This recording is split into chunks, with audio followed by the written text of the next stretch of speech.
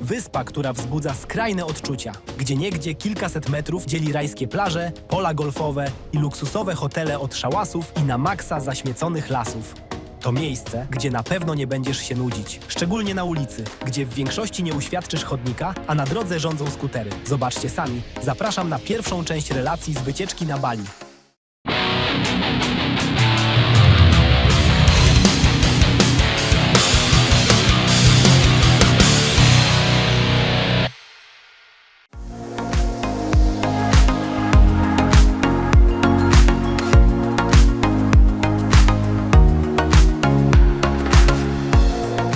Na lotnisku zaatakowało nas stado natrętnych taksówkarzy. To, co teraz widzicie, to tylko ich straż przednia. Zanim wsiądziecie do taksy, ustalcie z kierowcą cenę ostateczną, żeby po drodze nie poniosła go fantazja. Sprawdźcie, ile za tę trasę bierze Grab, czyli taki balijski Uber. Przed wylotem mieliśmy już wykupione e-simki, żeby od razu po wylądowaniu odebrać bagaż, nie tracić czasu i mieć kontakt ze światem.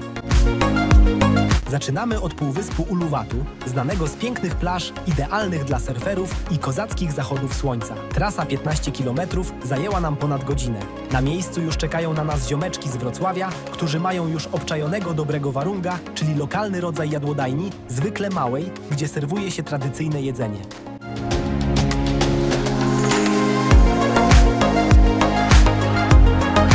Skuter jest najwygodniejszym środkiem transportu w tej części Azji. Lokalsi są bardzo ostrożni, a samochody zawsze cię wpuszczą w skrajnej sytuacji. Jadąc jednośladem, jesteś na miejscu dużo szybciej niż autem. Omijasz korek raz z lewej, raz z prawej. A najlepsze, że wynajem takiego większego skutera, jak choćby naszej Yamahy N-Max, wiąże się z kosztem 37 zł za dobę plus grosze za paliwo.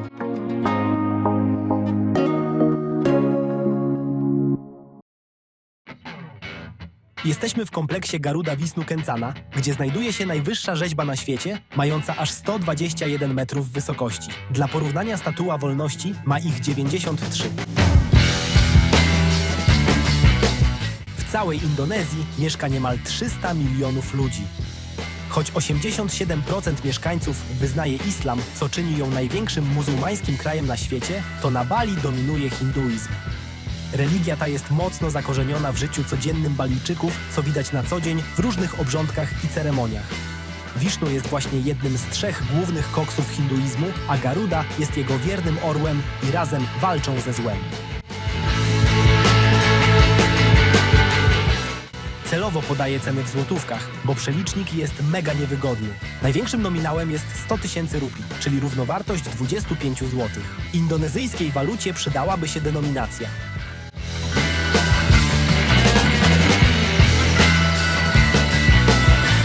Przy wyjeździe z kompleksu trafiliśmy na niezłe jaja. Jedziemy dalej, tym razem do świątyni Uluwatu, gdzie obowiązuje ciekawy dress code.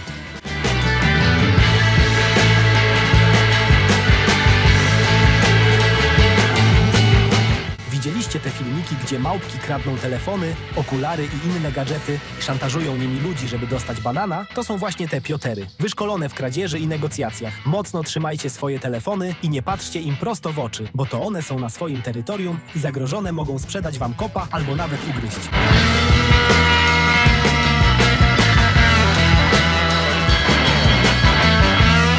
Klify mają tu wysokość ponad 70 metrów, co zabawne, po obu stronach świątyni wyglądają prawie identycznie, a małpy nie mają wjazdu na samą górę, bo wejścia strzegą strażnicy z procami.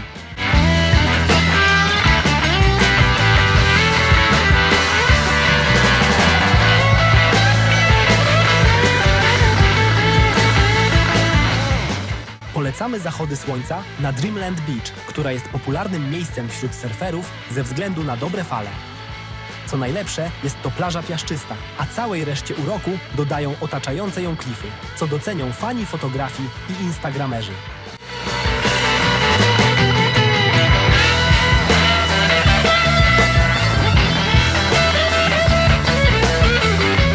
To był dobry dzień. Udało się zaliczyć kilka fajnych miejsc, a najlepsze dopiero przed nami.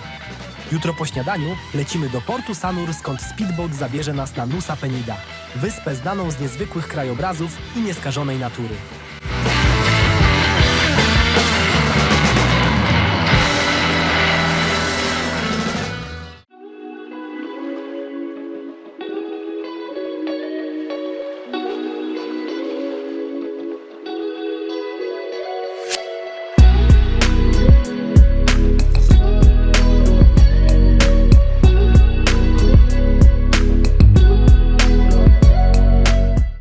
motorówka zasuwała, ile fabryka dała, to cała ta podróż zajęła kilka godzin. Nie marnując czasu, rzucamy torby i lecimy eksplorować najbliższą okolicę.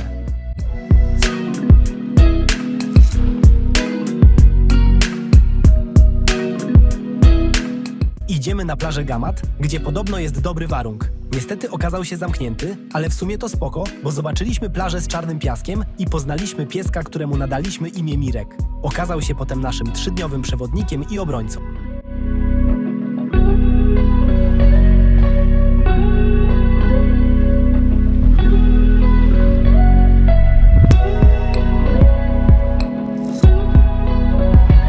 Koniec końców, z pomocą naszego przewodnika, trafiliśmy do takiej knajpy.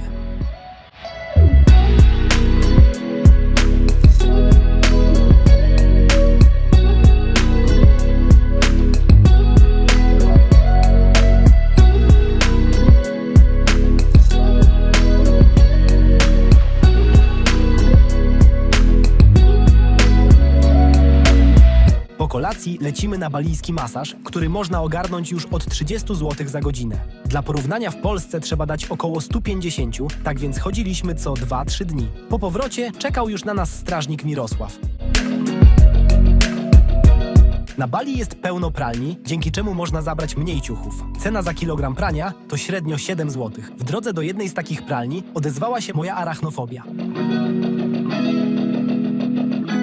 Jesteśmy pod plażą Kelling King, zwaną potocznie T-Rexem. Czeka nas 300-metrowe zejście stromym zboczem na jedną z najbardziej spektakularnych plaż na świecie. Za niewielką opłatą wprawieni lokalni fotografowie ogarną wam takie fotki.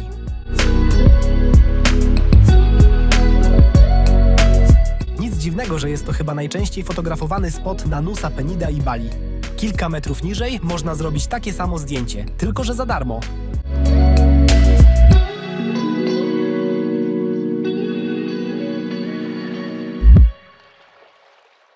Choć wszyscy jesteśmy w kapciach, to jakoś daliśmy radę. Lekko nie było, ale na pewno było warto. Ta czerwona flaga jest tam nie bez powodu. Fale i prądy są tu bardzo mocne, o czym przekonało się dobitnie moje GoPro. Zostało pożarte przez T-Rexa i teraz mieszka gdzieś na dnie Oceanu Indyjskiego.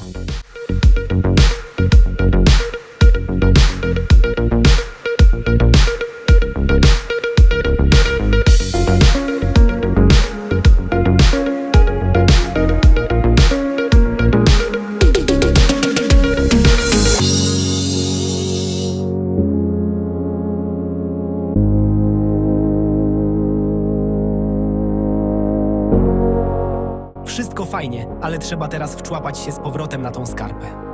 Serce waliło jak szalone, mało co nie wyskoczyło z klatki.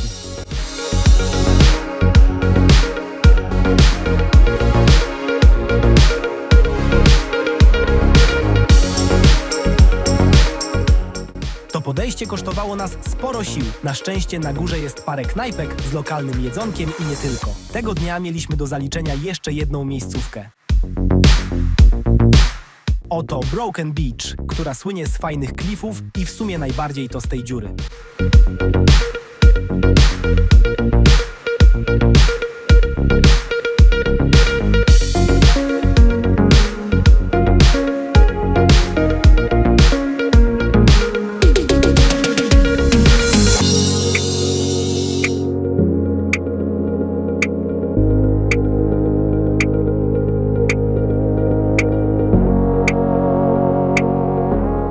Dobra, wystarczy już tego leżenia. Mamy do bazy jakieś 40 minut jazdy, a słońce niedługo zachodzi. Drogi na Nusa Penida są węższe, gdzieniegdzie w opłakanym stanie. Lepiej jeździć za dnia. Kolację jemy w warungu Dabian. Muszę polecić go imiennie, bo nie dość, że ceny są bardzo korzystne, to jeszcze nie jadłem tak smacznie w tym turnusie. Do tego sok ze świeżego mango dostaniesz za 6 zł. Topka wśród warungów. Jesteśmy na Crystal Bay. Choć jest to piękna plaża, to trochę zrobiliśmy się w konia, bo najlepiej nadaje się ona do nurkowania i snorkelingu, a trochę mniej do pływania i chilloutu. Samo wejście do wody jest mocno kamieniste i pełno w nim pułapek dla bosej stopy. Migając sobie dronem, wyczaiłem ukrytą plażę. Nie mieliśmy innego wyjścia, jak pójść ją sprawdzić. Nazywa się Pandan Beach i można do niej dotrzeć po kilkunastu minutach spaceru.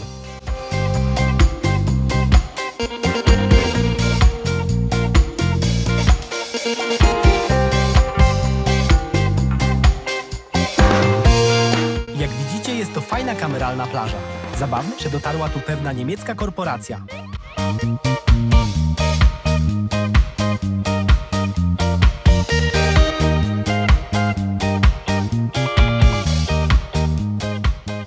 Na Bali można spotkać sporo bezpańskich piesków. Po nakarmieniu całej plaży idziemy nakarmić siebie. Po drodze mijamy niezły śmietnik. Z jednej strony świątynia, a zaraz obok składowisko śmieci. I te ciekawe znaki, ale bez obaw, na Bali jest to symbol szczęścia i pomyślności.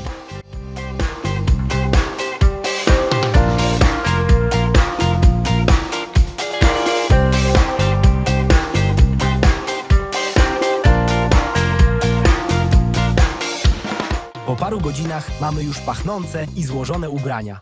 Po co komu duży plecak? Nasze łazienki mają ciekawe okna. Jeśli by się dobrze przyjrzeć, znajdziecie tam małpkę. Spodobał mi się opis naszego hotelu, który znajduje się praktycznie w dżungli.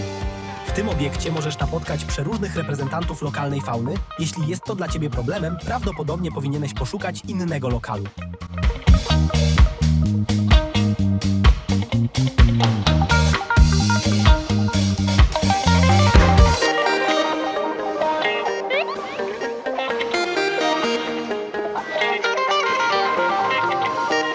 Widoczki pierwsza klasa, a najlepsze, że cena za taki nocleg w dżungli to koszt 150 zł za dobę ze śniadaniem. Także na Bali drogi jest jedynie lot.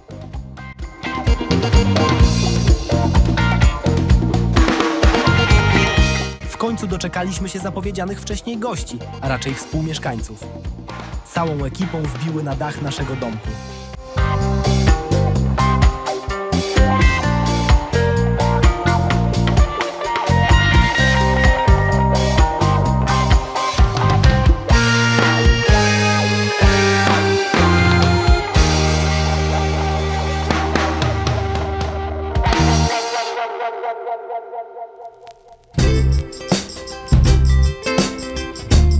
Patrzcie na tego wariata. Wszystkie jego ziomki pouciekały, a ten ma wywalone jajca i idzie prosto na nas.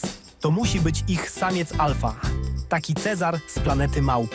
Jego obecność ośmieliła resztę ekipy i niektórzy dokończyli kolację. Wszystko to do czasu, aż przyszedł Mirek i pogonił towarzystwo.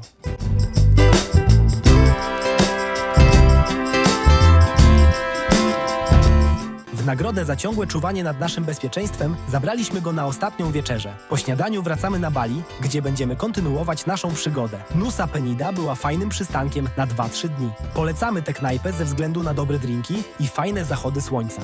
Jesteśmy już przy porcie i czekamy na motorówkę, która zabierze nas z powrotem do portu Sanur. W międzyczasie wypiliśmy po kawie, piwku i dziewczyny oczywiście nakarmiły wszystkie możliwe pieski. Na szczęście byliśmy w pobliżu, bo nie każdy szczeniaczek dobiłby się do śniadania. Dodam tylko, że podczas kręcenia tego filmu nie ucierpiało żadne zwierzę. Chciałbym też przeprosić wszystkich Mirków za nazwanie psa waszym imieniem. Nie było naszym celem obrażenie żadnego z was. Dajcie znać w komentarzu, co sądzicie o Uluwatu i Nusa Penida. Jeśli podobał się wam filmik, dajcie lajka i zostawcie suba, co pomoże mi w dalszym rozwoju kanału. Dzięki za uwagę i niedługo widzimy się z powrotem na Bali. Cześć i czołem!